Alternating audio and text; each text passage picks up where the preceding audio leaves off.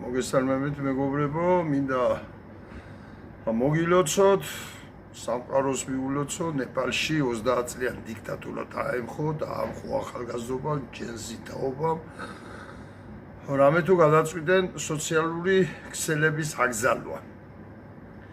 ახლა საქართველოს სანამ ამ დონემდე არ მისულა და 30 წლის მერე როცა გაგვითიშავენ, ან მეტი მალეც გაგვითიშავენ სოციალურ ქსელებს, მანამდე თუ დავამხობთ, იქნება ძალიან კარგი. მინდა, არ ვიცი ახლა რა შეფასება უნდა მიეცეს ახლა ის რაც გუშინ იყო კალაძის ოფისთან, რა შეფასება უნდა მიცემ, მე არ ვიცი. რა ქრისტიანობაზე საუბრობენ, რა ოჯახის სიწმინდეზე საუბრობენ, რაზე საუბრობენ საერთოდ რა დაცლილი არიან ყოველგვარი ღირსებიდან, ყოველგვარი ზნეობიდან.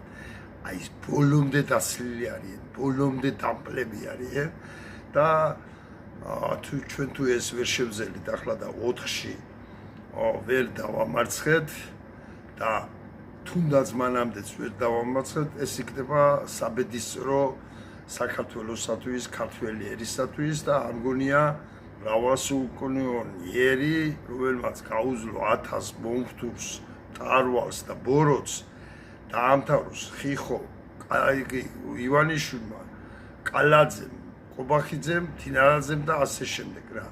მე არ მგონია, ოღონ ამას უნდა ნამდვილად ბრძოლა, ამიტომ პარტიის წევრებო, ახალი ქრისტიან დემოკრატებო, ჩემო მეგობრებო, ჩემო თანამოაზრეებო, მე არ ვამაურ 1000-ობით არის, ამას ავტრაბახობ ზოგიერთივით, მაგრამ ყავს მომხრეებიც, ყავს თანამოაზრეებიც და მოგიწოდებთ ყველას დღეს 8 საათზე. აუცილებლად გავიდეთ კალაძეს ოფისთან, დავანახოთ ძალა და არ შევარჩინოთ რა. კიდევ ერთხელ გავიმეორებ, ნიუტონს აქვს კანონი. ქმედება იწვევს ტოლ და საწინააღმდეგო უქმედებას. მანდამაი ჩვენთან არ მოქმედებს ეს კანონი, დააფეთქებული ამ საქართველოში. სახარებაში წერია, מחვილის ამღები מחვილითვე განიგმირებაო. და ზუსტად ჩვენ ახლა უნდა დავანახოთ ზანა.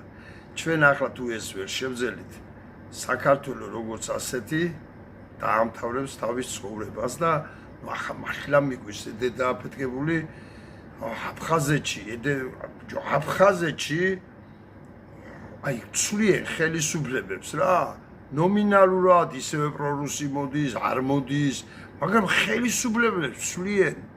ეს რა სიკვდილი გვჭირს ამ საქართველოში ახლა 14 წელი